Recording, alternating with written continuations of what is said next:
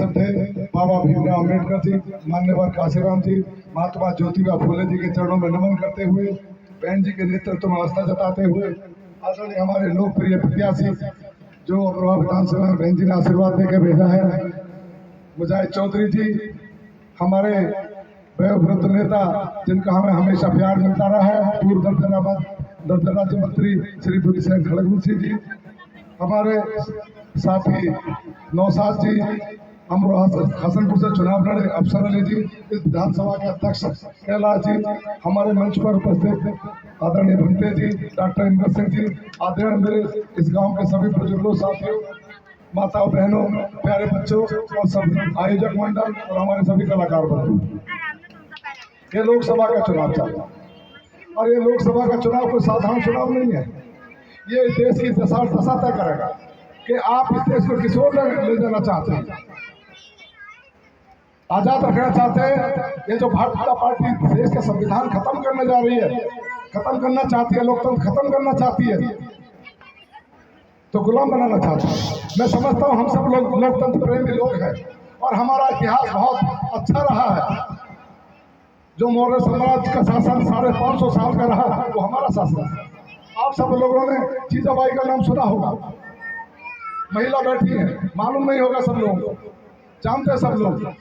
एक मोची के घर में पैदा हुई जीजाबाई जब 9 साल की थी तो उस समय मुगलों का शासन था।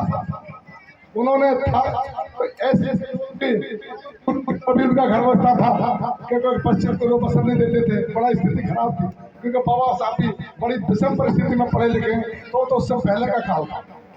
तो जब 9 साल की थी वो पूजा करना मंदिर में जा रही थी, दलितों के पुत्र भी अलग होते थे, तो मुगल सैन्य घोड़ सवार थे, उनका थाल गिरा दिया। उसका थाल गिर गया, अपने पति से कहा कि तुम इन मुगलों से बदला लो, मेरा थाल गिरा दिया। तो उसके पिता ने कहा कि मैं तो मुगल सेना में जूते गांठने का काम करता हूँ, मेरे बस की बदला लेना नहीं। तो उन्होंने कहा तुम नहीं लोगे तो अपने पति से बदला लिवाऊंगी।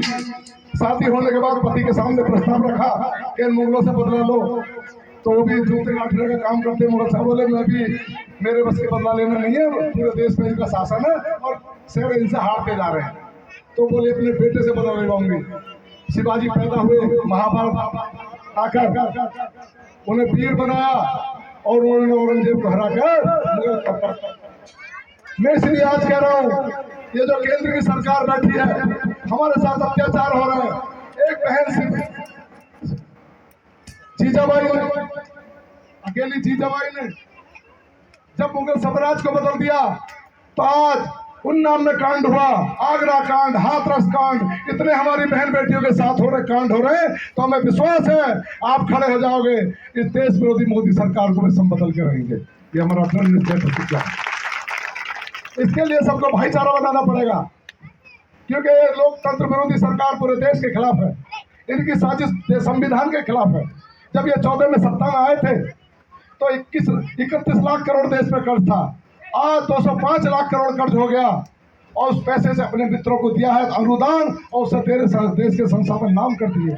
कोल इंडिया, तेल कंपनी, बंदरगाह, हवाई जहाज, रेलवे, इफ्को, विप्को, रेलवे, सारी कंपनियां, 157 संस्थान, और उनका मकसद सीधा सा है कि निजीकरण हो जाएगा तो सरकारी संस्थान खत्म और ये गुलामी का काम शुरू हो जाएगा। तो हम सब समझ रहे हैं ये साजिश हमारे खिलाफ चल रही है, लोकतंत्र को खत्म करने की चल रही है। इसलिए सब एकजुट होकर, जैसे जीजाबाई ने मुगल साम्राज्य को बदल दिया था, एक एक वोट हाथी के निशान पर लगा करके भाईचारा बनाकर सबका सहयोग लेकर, ये चुनाव चौधरी मुजाहिद हुसैन का नहीं है, ये हम सबका है। लोकतंत्र बचाने का चुनाव है जो बाबा साहब ने हमको संविधान दिया। तो मैं चाहूंगा कि एक एक वोट आने वाली 26 तारीख को, समय कम है, बहुत जगह जाना है, सबका साथ लेकर, और मैं कहूंगा कि जब शराब पी के झगड़े करोगे तो और समाज कट जाएगा, पीने का स्टे कर दो बिल्कुल, और 5 साल के लिए तो कर ही दो। ये हमारे लोग शराब पी, हाँ, सबको भाईचारा बना करके इस देश की सरकार बदलनी है। लक्ष्य बड़ा है तो बड़ा हृदय करना है, बर्दाश्त करनी है, और एक एक वोट हाथी के निशान पर लगना चाहिए। एक नारा लगाएंगे, मैं कहूंगा चारों ओर मचा है शोर, तो तुम कहोगे हाथी चला विजय की ओर। चारों ओर मचा है शोर, चारों ओर मचा है शोर।